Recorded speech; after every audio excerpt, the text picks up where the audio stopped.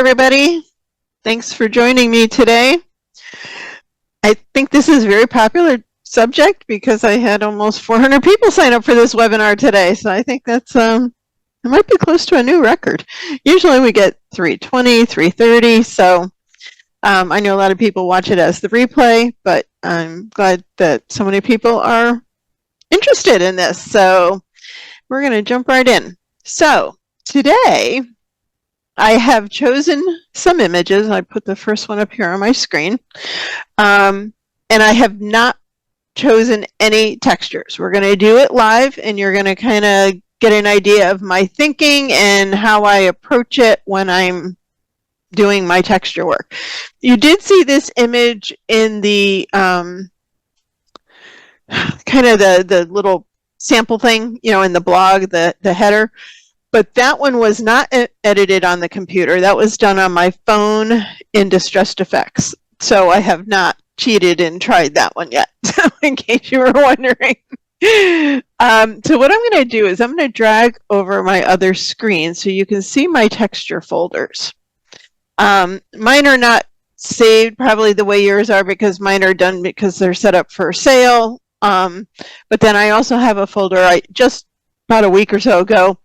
I realized I never copied all the Sunday samplers like into one place. So instead of going through 8 years worth of them, I took them and I broke them down kind of by subject for myself in here. And then I have some that have been bonus textures from past webinars, you know, conference freebies, and then I kind of get into my different ones that I have for sale in the store. And of course, as always, with the notes, which won't be on sale till tomorrow because I haven't created them because we haven't done the project yet. As soon as those are ready, they'll be in tomorrow's blog, which will probably be in the afternoon sometime because I have a couple of appointments tomorrow. But you'll also get the textures, whether they're ones that I've chosen and then not used or used. So you're going to get a bunch of textures in this set of notes. So anyway, so what do I want to do with this image? So being an older house, I've done a basic, edit on this. I did clone out, there was another house way in the back here, and I cloned that out in Photoshop and did everything else, all the basic editing. So now is when we get to our fun part of textures. So I want to do something a little bit grungy, but maybe not too grungy, just because it's old and I want to give it that old look. So I'm going to start in my grunge collections. And these are the ones that I have in the store. A lot of sets have been retired, like the previous 4 grunge ones.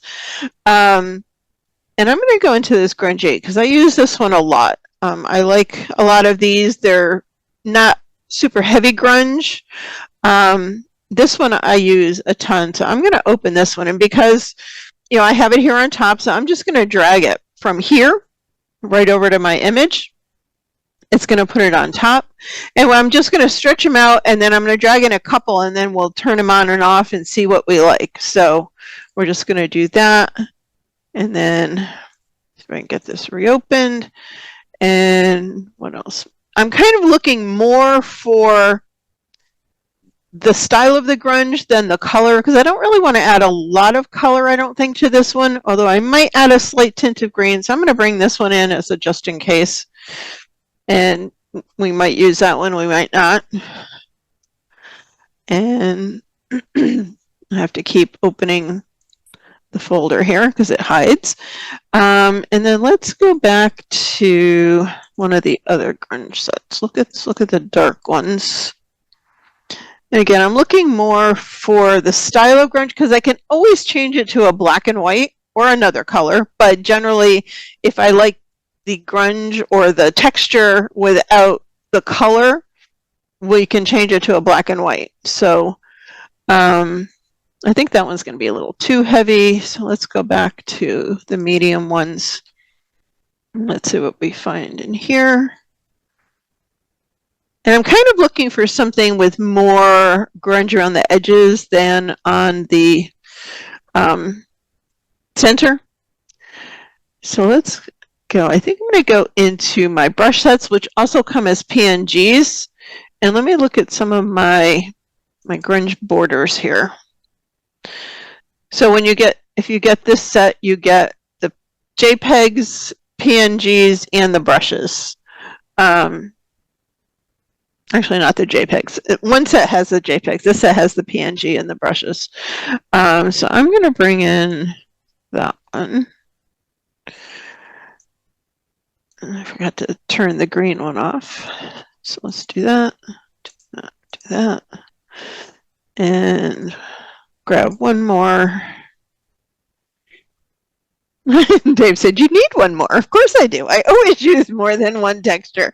Any of you who have seen me work, you know I use more than one. So I'm going to see which border I like better. So we're going to stretch that out. So that one might be a little too heavy. So I'm going to start, because I see this border looks kind of heavy.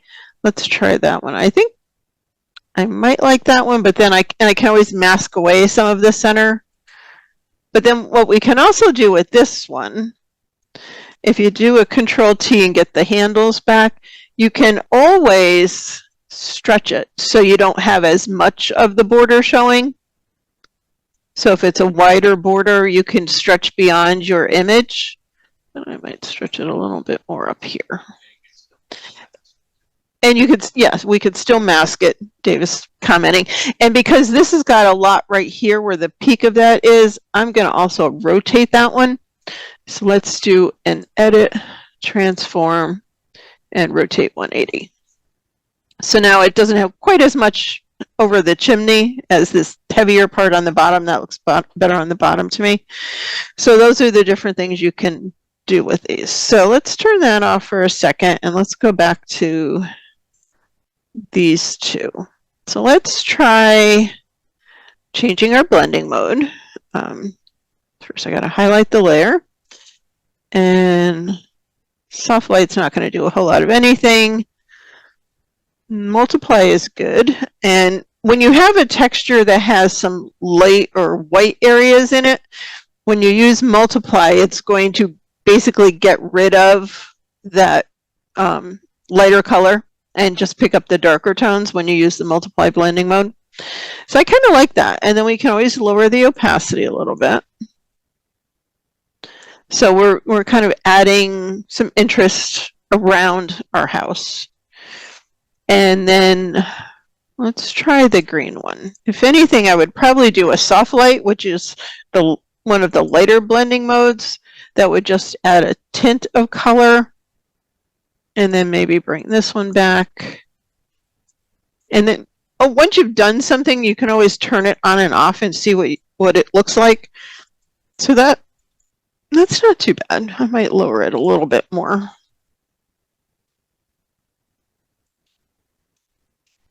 I kind of like that. And then it's added a little bit of that green also to the other texture, because that one's black and white. So now let's go back to our border.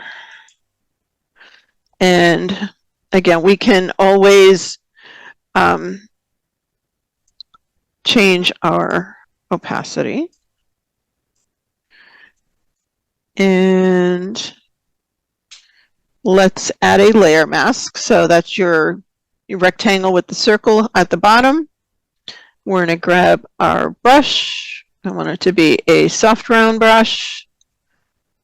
I want our foreground to be black. Let's make the brush big. I want to make sure your opacity and flow is at 100% because I want to take all of the texture off. And then I'm just going to start taking some off of the center here. Yes, I will be giving everyone the textures I've used today. If you purchase the notes, you will get the textures. I will also put in the notes which set they came from if you want to purchase the rest of the set, and I'll even do a discount. I will figure that out. Before I do the notes, I'll do probably like 40 or 50% off. And if you can also, Virginia, please change your comments to everyone so that everybody can see the comments and questions. I'd appreciate that. And I think the That looks pretty good. I may lower the opacity on this one now just a little bit more. And that looks pretty good. So it's added a little bit of grunginess to this image without being too heavy. And again, once you've gotten everything done, you can always, turn things on and off. I kind of like the green because it just gives a little bit of a tint and kind of brightens it up a little bit. To me, it kind of ties it together. We can also try bringing that above this other texture because then it will also tone down that color more. So you can always rearrange things once you have them on the layers, turn them on and off, try different things. And I think that works for our first project. So I'm going to save this because I'm going to do the notes based on what is here and listening to the recording because it's too hard to try and write it all down and get through the projects I want to do. So, okay, just one moment. So I'm just going to mark this as finished and save the TIFF file. And hopefully it will save fairly quickly. We had a brief power flicker around 2:30 or so. There was a thunderstorm coming through and just enough to make everything shut off. And every time that happens, it always makes my computer have a hiccup with saving, especially the large files like this. So I can do questions while that's doing its thing. No, Virginia, I'm still talking. So maybe try exiting and coming back in. Hun, you want to type that in the chat box that I'm talking for Virginia? Okay, so Jolene says, what are the steps to select the main subject, then using a layer mask, allowing the selected subject to view without any texture, rather wanting the textures in the background? Well, that's what we did with this border one. So I didn't want any of this. If we turn this layer off for a second, the layer, you can see it had some texture in the middle, and I didn't want to see that in the sky. So I added a layer mask and just use a brush, soft round brush with black as your foreground color, just like a regular mask, and mask away, where you don't want the texture to be.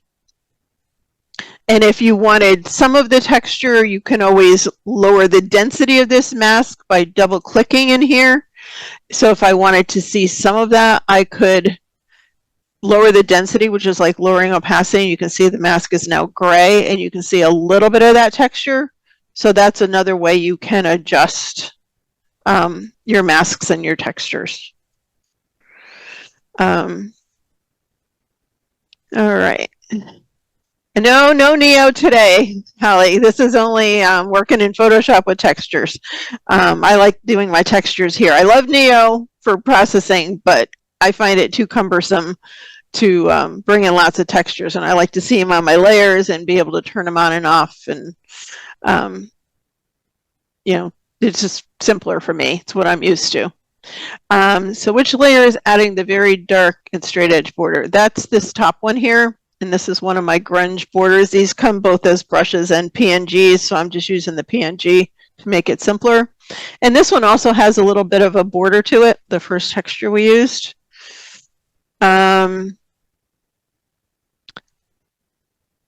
says, does adding the texture layers above the photo my usual workflow rather than below? Yes. Unless I'm trying to build a background, which we're going to be doing. Well, I don't have any, though, that are on a transparent. Sometimes I will, if I have a subject that has a really horrible background and I want to create a new background, I may select my subject and delete the background so it's a transparent layer, and then I would bring in the textures behind it to build that new background. But otherwise, they always go on top of the image. Let's see. Did you use the dark frame grunge? Yes. No, I did not use that. That's why it's turned off. That was when we tried, but I did not use that. So I just left it here so that you guys will get that one too, even though it's not there, so I remember which ones that I tried. And that's a good question, Debbie. Does the layer mask apply to all textures? No. It's just to this layer I applied it to. if I wanted to, say, use the same mask and take some texture off of another layer, you can copy this mask by clicking once to highlight the mask, and then holding down your Alt or Option key, click and drag it, and then you could duplicate the mask. So in this case, we masked off all this kind of grayish in here, which I don't like, but there are times when you do want to repeat a mask, and that's how you, can easily do it if you want it to be the exact same thing. All right, so we have that one saved, so let's close that. No, because I already saved it. So next we're going to try one that is Rose with a pretty busy background. So in this case, I want something that's going to tone down that background. I probably still want to see some of these leaves around here a little bit, but not all of it. And it's just, it's bright, it's busy, it's like, eh. So, Dave said, yeah, it's yeah. This is one of those images you would go, what am I going to do with that? So let's go back to all my textures, and I'm looking at the image. So I'm going to probably look for some darker green tones maybe to start with to try and tone down that background. So I'm going to go to,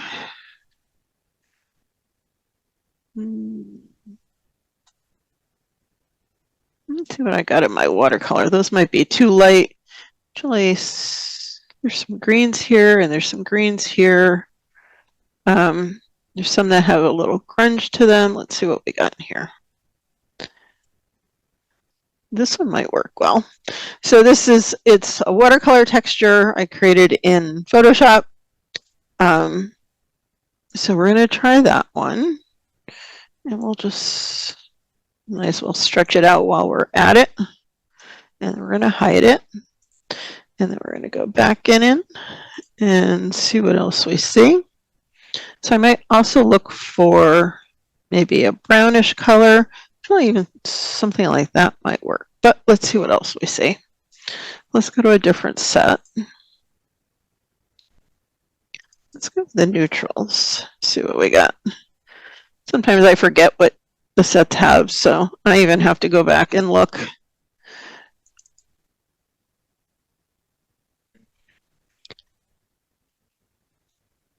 Because I don't have all of the beta of Photoshop, I'm not using, excuse me, not using that because I'm not doing any of the new AI stuff that I need it for right now. And I have all of my plugins and things are all in here, not all in beta. So that's why I have it down here, and I do use it sometimes, but I'm not using it today. I'm going to grab this brown one. And remember to, with your colors, if you're choosing colors for an image, the like greens and blues are going to cool down an image. Brown tones, brown, yellows, oranges are going to warm up an image. So that's something to think about as well. Let's get one more. Dave said, no, 2 more. Let's go back to I use grunge textures a lot, as you well know. Let's see, we got the lighter ones.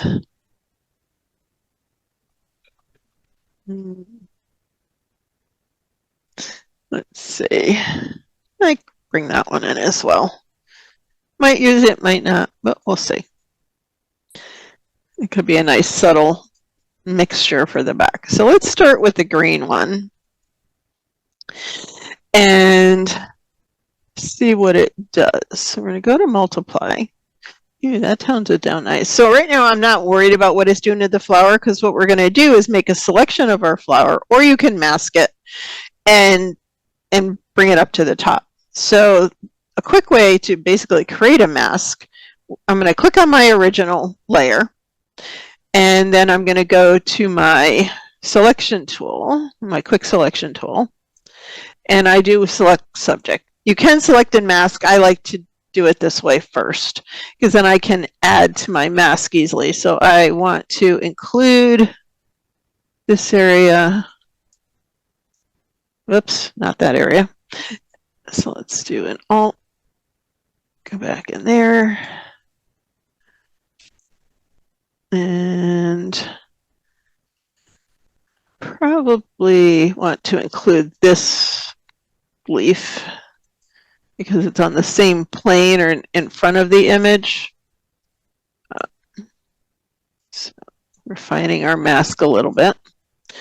And then I want to include this one. Actually, I might put that one on I'm going to Control Z. I might put that leaf on a separate layer because I might want it at a different opacity. So I'm going to start with that. Let's include this one too. So what I want to do is, you can either create a mask with the texture, but because I don't know what texture I want to do first, I just want to put this part of the image on a separate layer. So I decided to include the other leaf here too. And the way I'm going to do that is just do a Control or Command J, and that will put the flower in a separate image. So this is how somebody asked earlier about putting textures behind an image. This is when I would do that. So I'm going to bring that to the top of the stack. So now our texture is behind our subject. And of course, I can fine tune it because I see some areas that I don't really like there. But we can click on here, and I'm just going to use the eraser tool to fine tune a little bit.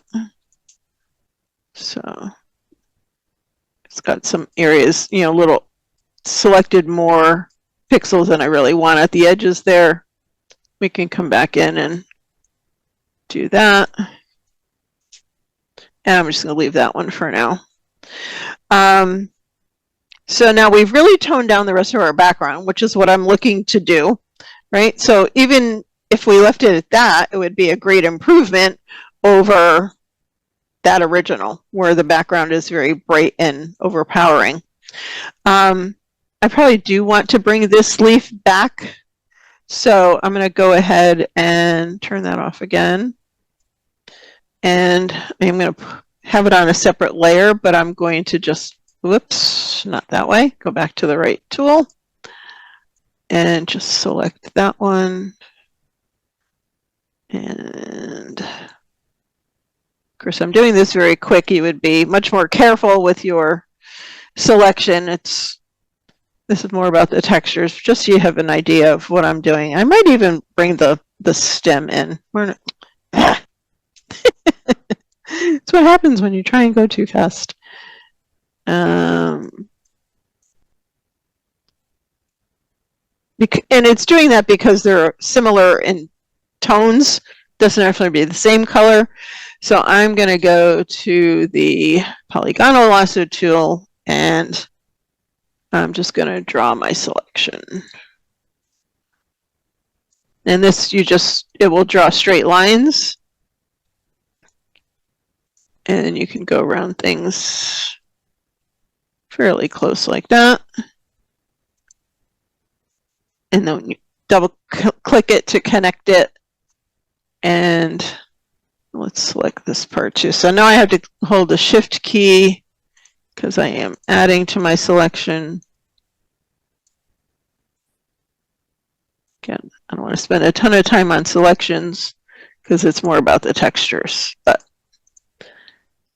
this is so you can see how I think and what I'm trying to do with the image. All right, so we're going to do a Control J and put that on a separate layer and move that up here.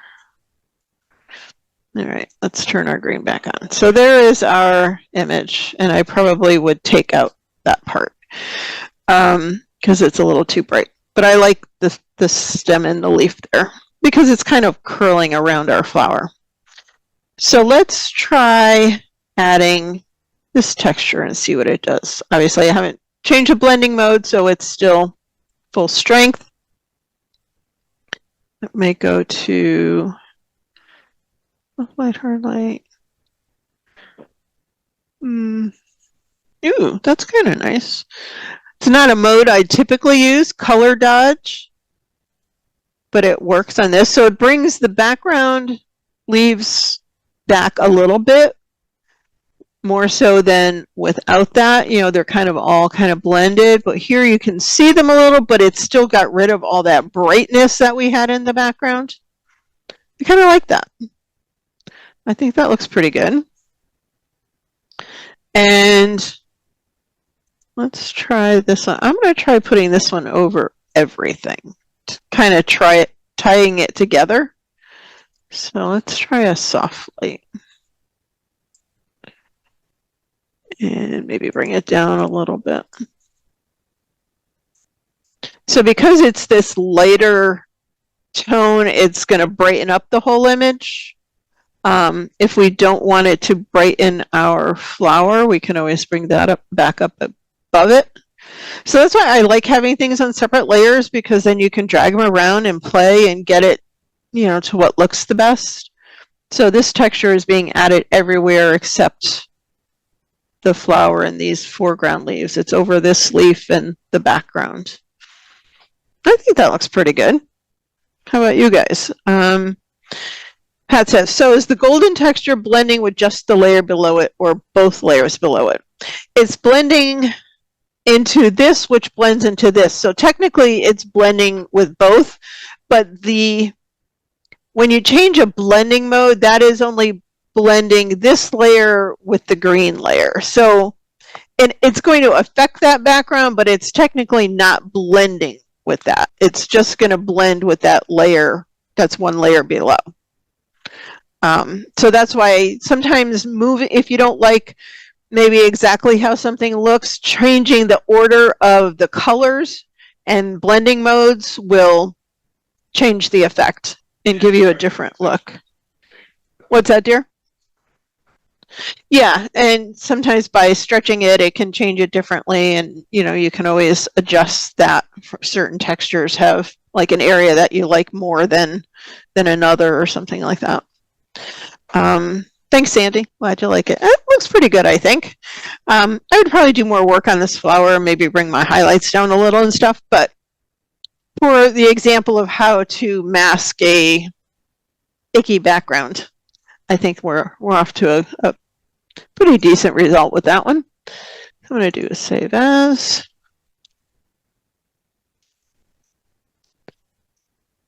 And that way I know it's in there. Hopefully it won't take forever to save. All right, do we have any other questions I missed? I think I got everybody. So normally my computer saves much faster. It gets this hiccup, like I said, when it shuts down unexpectedly. Sometimes I have to restart it a few times, and I did it twice, but it's still being a little particular tonight. There we go. All right, so we can close that one. All right, so I'm going to show you the original of the next one. It's not really a flower. It's a seed pod from a lotus. Yes. So this one is a raw file. This was the original file, which I was shooting for this. It was too far away, I think, to get any closer. So this was the original, and then I'm just going to cancel it. I'm going to bring in, I cropped it, and I also flipped it so that this was leaning to the right instead of to the left.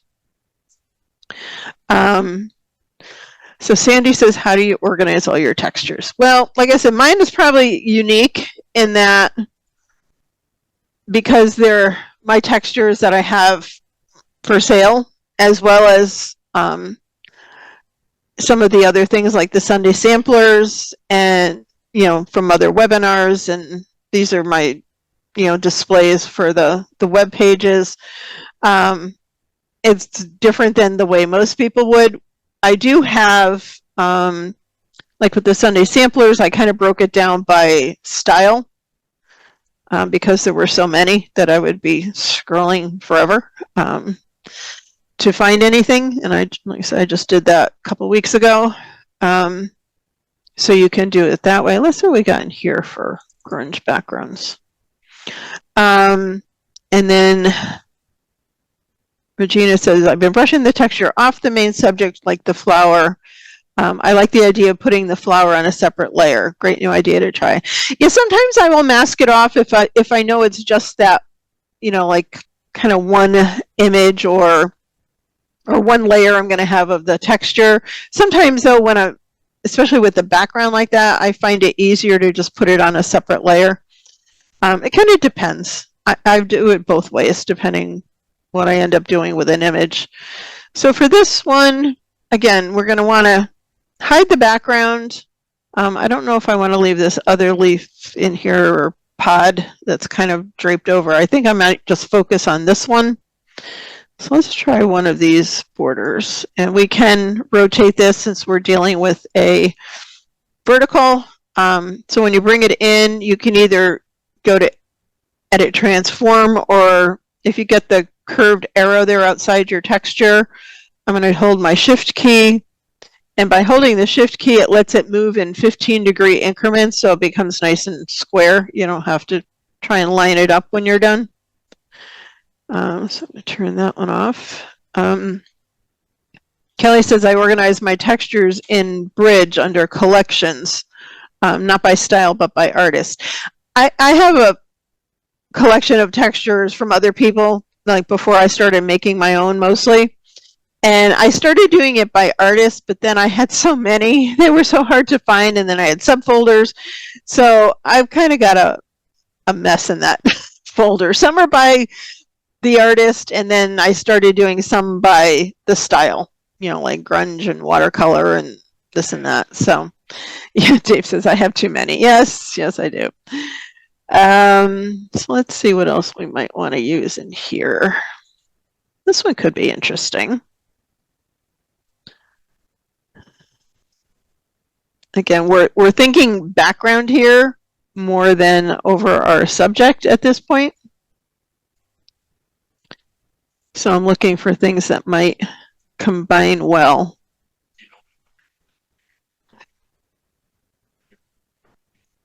Yeah, because they've got the name on the layer because I'm dragging it in, so that way I'll know which ones I've used because they'll be in the notes. Dave said, do you know which ones you're using? So you can do this. Yes, that's because I'm dragging it. It also brings in the file name. If you do a file place embedded or bring them in another way, it won't show that. It would just show as a layer, whatever. Yep, good question, dear. Because if I didn't know, it would be difficult to recreate them and remember which ones I used. So let's see what else we want. Of course, how do I generate my textures? For watercolor, are you photographing something or they're totally digital? I would say 99% of the textures I do are digital. And yes, I do. I was just going to mention I have a course on creating your own textures that goes into a myriad of ways of how to create them in Photoshop. Also by taking photos and then using software to modify them, which I do a lot for the Sunday samplers. I may take a photo of Russ that I photographed. This was probably something I photographed, and then go into like Smart Photo Editor or Jixi Pix or something like that and change it up into something else. You can also blend two textures to create a new texture, separate of doing them on layers. I've done that. You can create them with alcohol inks. You can create them with different painting techniques on your iPad and Procreate. So yeah, the course goes in. If you go on my website under courses, you can read the whole outline of all of the different things that we do there. What's that, dear? Yeah, or as Jay said, walk around the house with a camera. You'd be amazed what you can photograph. Yeah, towels, washcloths. I've done when I have a placemat on the kitchen table and you're sitting there eating, you happen to set your phone down and the camera's on and you're like, That could be a really cool texture. Take a picture. And then again, you can always modify it, change the color. I like this one. Let's try that. All right, so let's see what we get with these three. So we're going to start with, first I want to select my subject. So let's go down here. We're going to do that. Select subject, see if it picks the right one. Jolene, I'll get into that in a second. How do you change the color of the whole texture? I'm going to unselect this part. So I'm going to hold my Alt key and just do that. I think I want to just do this on a separate layer. So I'm going to do a Control J and move it to the top. So now I'm going to turn this one on, and you can see it's behind it. But of course, we're not going to leave it like that. Although we could leave it like that and just let's try changing some other textures and not bringing, well, I don't know. Let's see. Because this background is just so busy. Although I do like the way it's kind of highlighted right behind that seed pod there. Let's try that for a second. And let's add this one and see what we got. Like I say, it's a process of elimination. Some of these last textures I did, this one was a Sunday sampler, and these two are from my grunge border, and then this is one of the grungy sets. So they'll all be in the notes, so if you want to grab any of them, you can.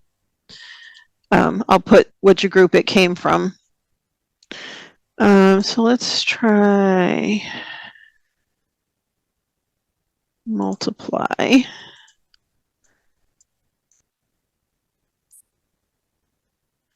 kind of interesting. I mean, it's still a busy background, but it's a lot more interesting background, and we can, maybe brighten this layer. I'll show you how to selectively do that as well. Well, let's try this one too and see what we got.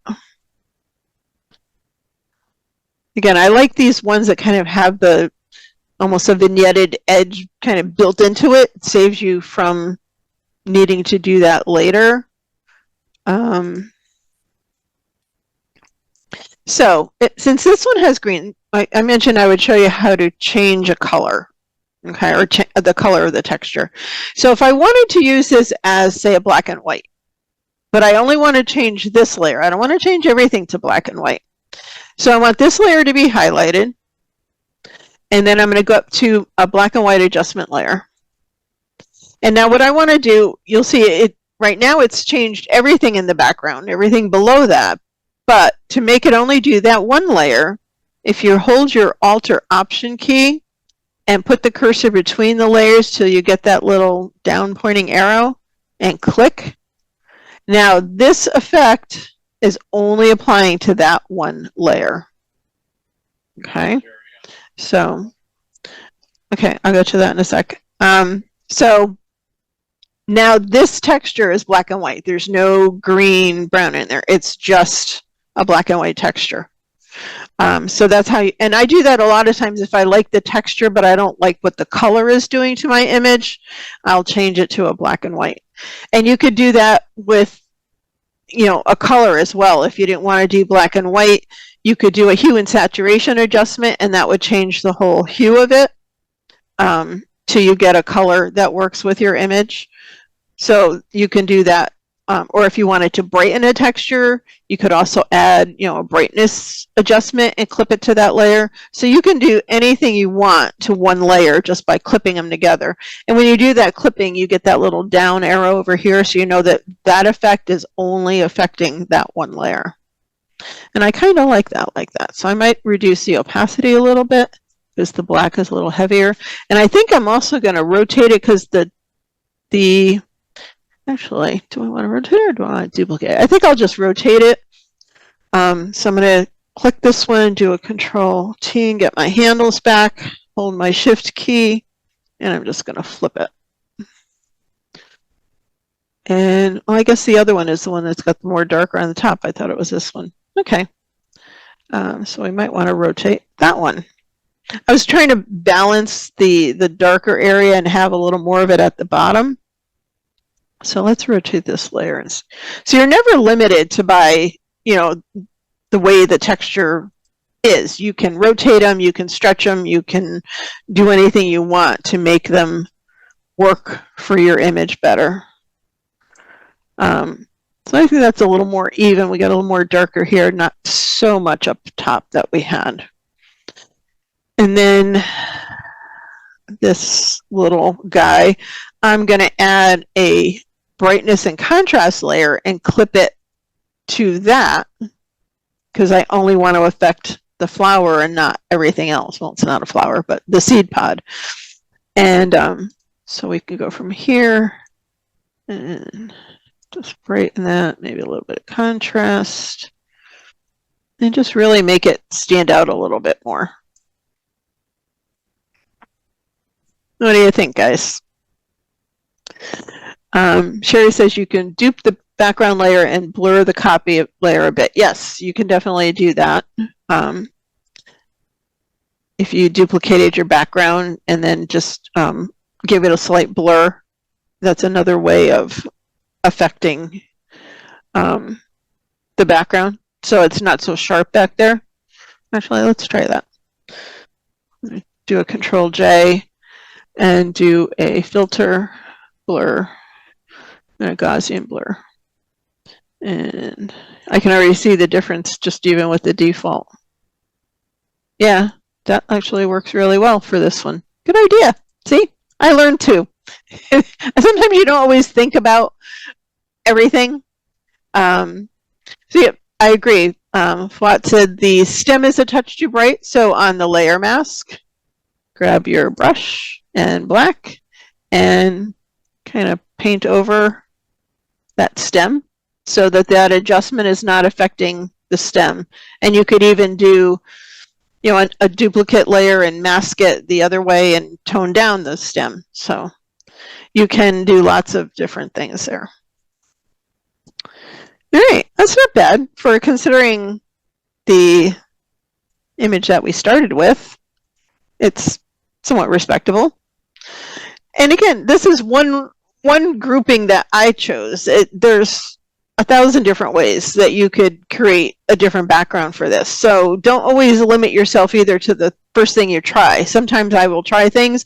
I may save this and then delete these and try something else. It's, you know, definitely a good way to play and to practice and to learn how they all work together. So let's save this.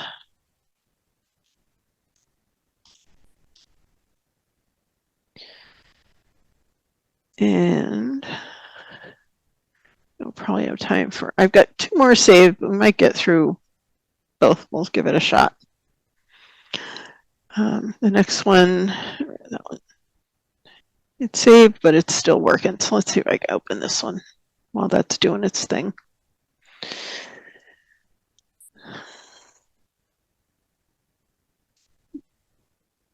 Maybe. No, there it goes. It's saved. I know, it just took some time. All right, so that one's saved, so we can close that. So this one, this is from our Route 66 trip last year, which we'll be leaving on again next week. This is in Tucumcari, New Mexico. So this one, there wasn't a whole lot I wanted to do. This was a cell phone shot. I also had processed this prior on my phone in Distressed Effects, but I'm going to bring it in here and we're going to do something here. And again, not to always stick with the grunge, but that's kind of my thing. And especially with these old cars, trucks, barns, kind of lends itself to that, I think. But let's try some other textures. So these are Sunday samplers. Let's see what else we got in here.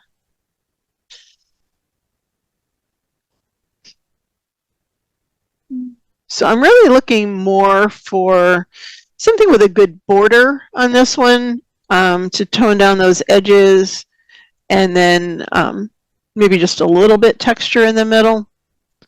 So let's go back to, this was one I did for a freebie when I did a survey several years ago. Not really what I want for this one. Some of these ones from the conferences were good. So these are kind of reverse borders. These are called clipping masks. So if I wanted this to take on a shape, you would clip it the way we just did by putting your cursor between arrows and clip the image to a shape. Let's do that, and then we can create a color border, just so you can see how that works. Let's try this one. So I want to, let's stretch this out. And I want to duplicate this layer and bring that one up to the top. And I'm going to turn that off. And then once I do the Alt and clip this, the image is now clipped to that shape. And then we could create something else in the background.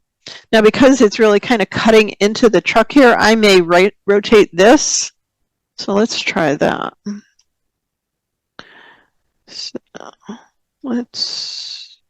doesn't want to let me do that. Let's go to Edit, Transform, Rotate 180.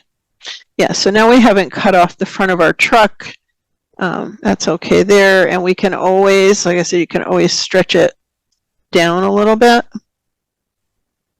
It's okay that it, and you can also adjust the mask if you wanted with a brush, and I'll show you how to do that.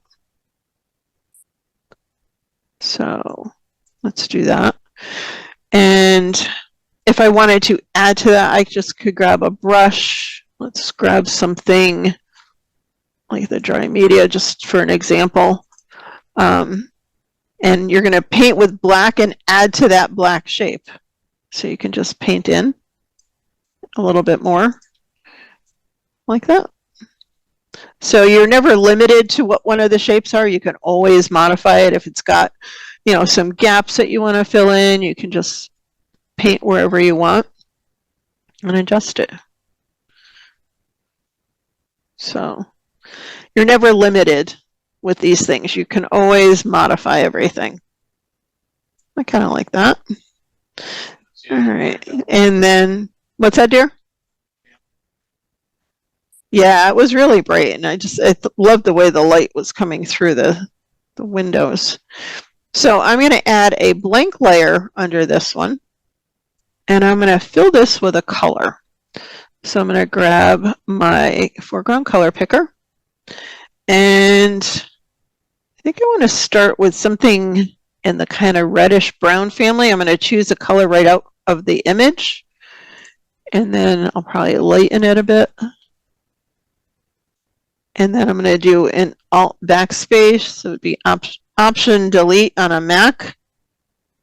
Add a color, and then we can also add a pattern on that. And my patterns are, well, let's go to Window and Patterns, because I don't think I have it saved there. And the good ones are under these legacy patterns. And there's different, I like these artist surfaces. Let's make this bigger.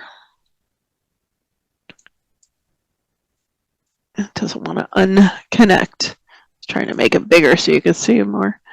This kind of gives it like a linen look. There's a lot of really cool ones in here, just so that it's not a plain solid color.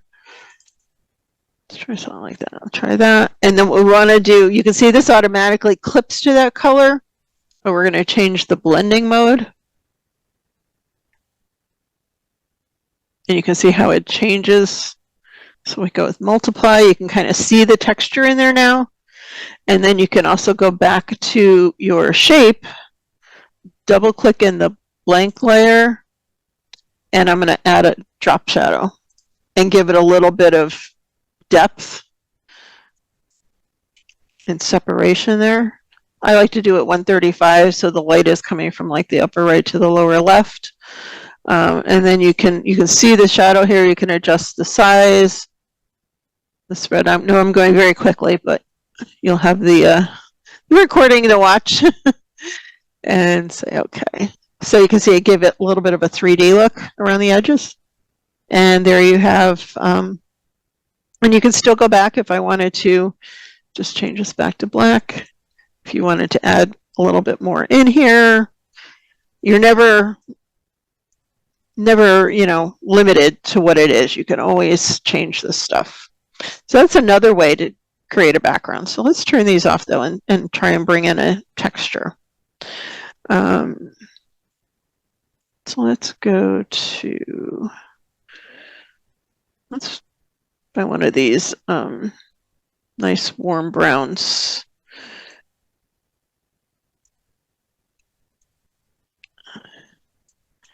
And say there. And that's got some nice texture in it that kind of gives it that similar look to what we created with a color and a pattern. It looks like a scratch off. Yeah, I kind of like that actually. And then if you wanted to darken it, a lot of times when I do a texture with that has, you know, I'm creating a background, so I'm not using the photo in the background. I like to add a blank layer and fill it with, usually with white. And the reason I do that is if I wanted to lower the opacity of this, it would just become transparent without a white layer underneath. But in this case, I think I'm going to fill it with black. So let's do an X and an Alt backspace. And then if I lower the color, it's actually going to darken it because it's going to have the black back there instead of lightening it. So let's see. Ooh, I like that. See, sometimes you just got to try stuff. I didn't even think we were going to do something like this, and I kind of like that. So, all right. How do we change a color on a texture? That was when I did like the black and white and clip the layer. You would do this. Actually, I'll show you another way you can. Hold on one second. So let me save this because I like that.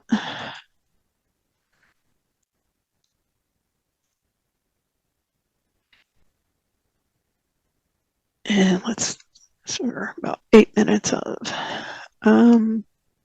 So let me see if I can open a texture. So let's use this same texture. Let's see if I can open it while it's still saving. So let's say instead of browns, I wanted some different tones. So one way you can do it is with a hue and saturation adjustment. And you can, you know, turn it into blue. That would be great over water or sky. You can, you know, go with a lighter brown. You can get into the green. So this is a good way to adjust it and just make the whole thing a different color because it's a pretty one color kind of a texture. And then you can also adjust saturation and lightness as needed.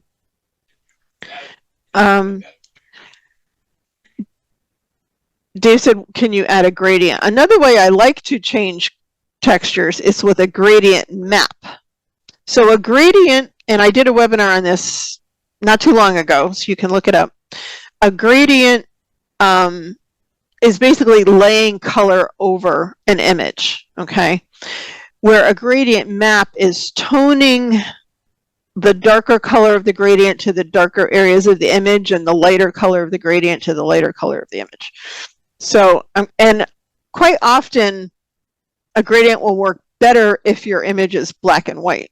So I'm going to start with the black and white. And what I like about using the black and white adjustment layer is you can then, you know, lighten or darken the different shades in here, which this one will be probably mostly yellows and reds, but you want a good mix of tones for the gradient to work on. So once we have that, we're going to use this gradient map adjustment layer. So it's just defaulting to black to white, which we don't want. So let's go down to, I have some for, I think this was from the webinar, and these may or may not work. So if there's not enough difference like this this texture didn't have a lot of really dark darks and really light lights. Some textures are just going to kind of look like one color. Let's go into these duotones. These I downloaded from a company called Spoon Graphics a while ago.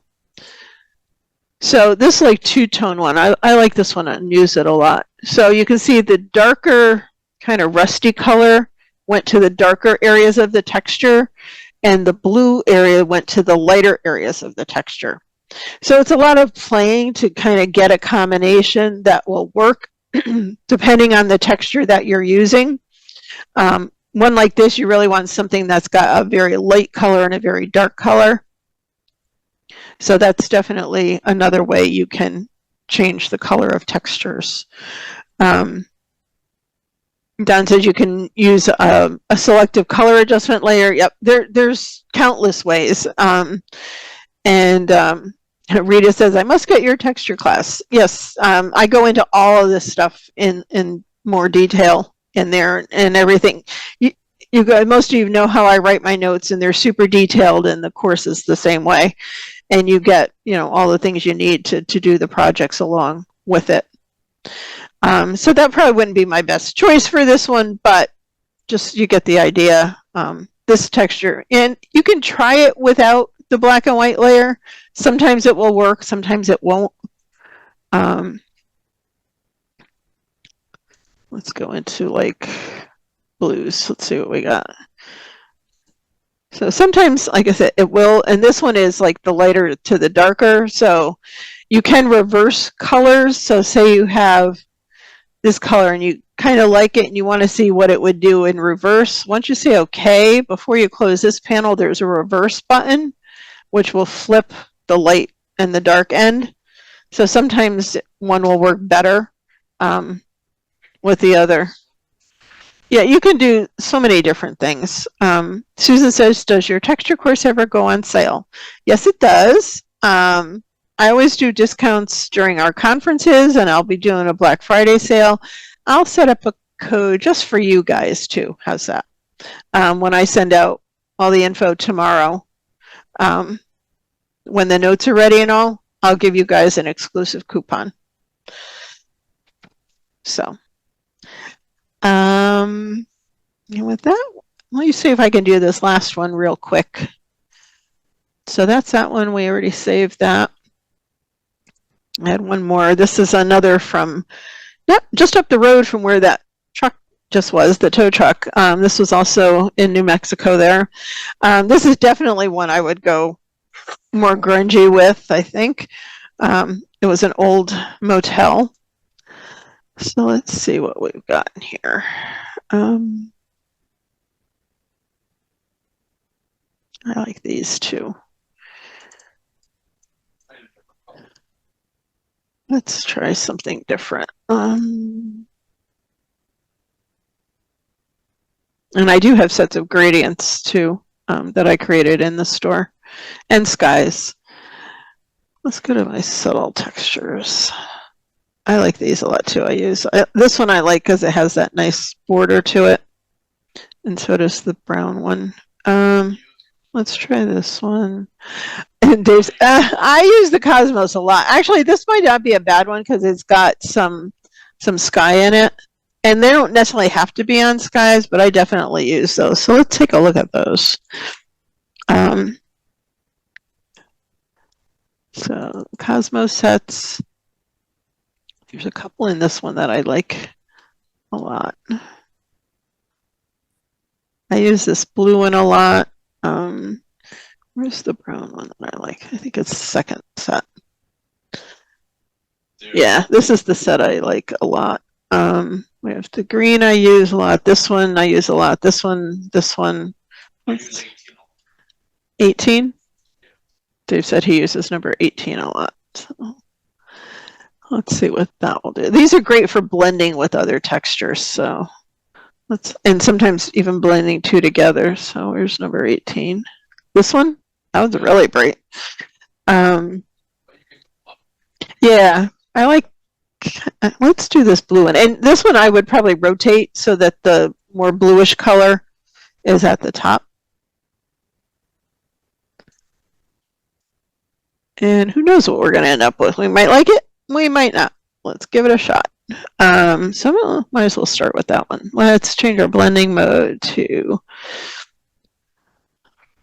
let's do, multiply usually works well.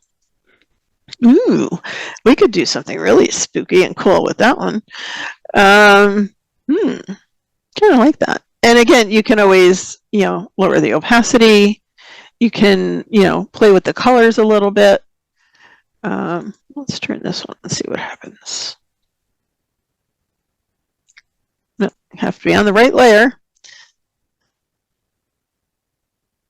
I don't know if I like those two together. That's rather interesting. Darken. Ooh. There's a really eerie sky on that one. That'd be a good Halloween picture. What's that, dear? Yeah, there's a bad weather coming. Looks like a Halloween one to me.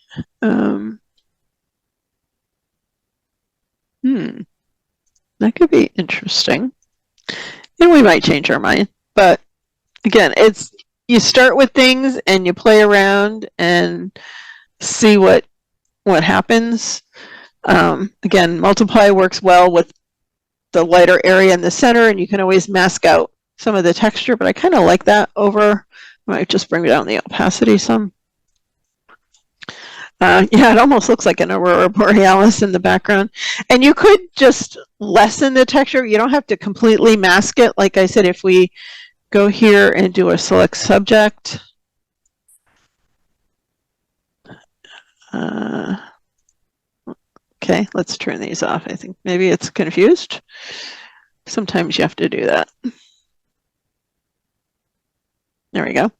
So it didn't select much of it, but we can go and select more of this building, some of the trees. I'm just doing this really, really quick for now. See what we get here.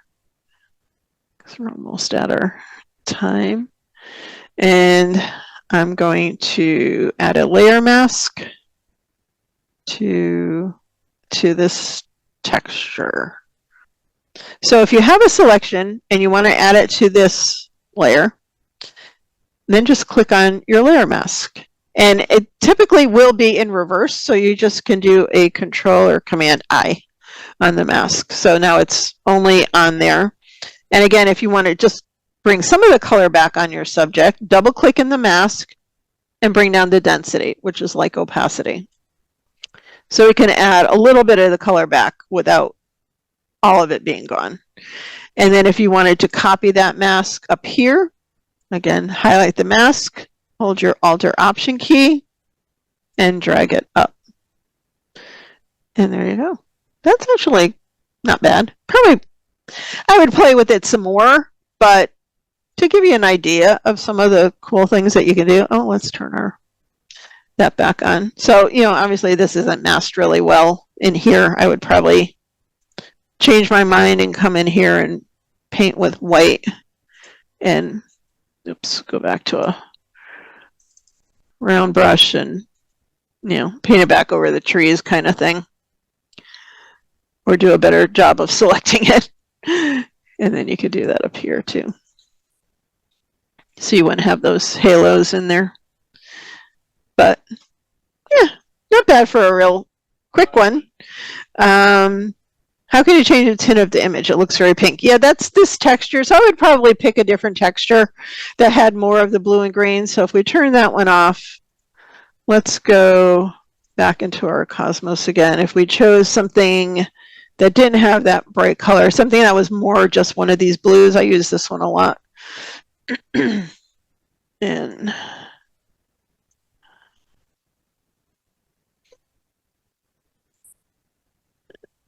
so there it's not so pink. It's more of the blue tones. And you can also, again, reduce the opacity. So it's a process of trial and error. Like I said, I bring things in, I try them, and we can also drag that mask down there. So now it's not so much here. So it's, wouldn't be my perfect result, but it's something, to give you an idea of how you can play with some of this stuff.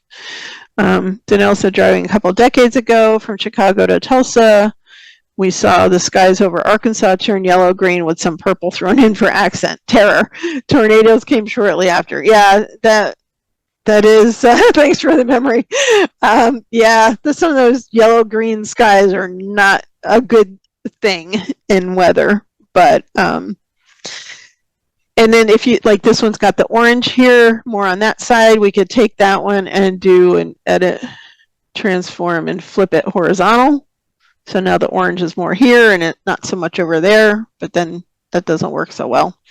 Again, you know, it's just playing around and seeing what works. So the notes will be ready later tomorrow. The recording will be up sometime in the morning. I have a haircut at 9 o'clock, so it'll probably be after I get back from that, and then I'm getting my nails done in the afternoon. Tomorrow's a pamper day, getting ready for our trip next week. So I will get the notes done tomorrow, though, and I will send the blog after the notes are ready, so you can check the blog, and I will also do some coupon codes in there for you guys. Thank you for being here. I hope you got some ideas on how to get started with textures if you're unsure, and definitely don't be afraid to use more than one, because you know I do it all the time. Alrighty, we'll talk to you all soon. Thanks again. And when I get back from our trip on November 3rd, I'm going to be opening up the February conference with the extra early bird special and opening up registration for spring workshops. So stay tuned for all that. Talk to you guys soon. Thanks for being here.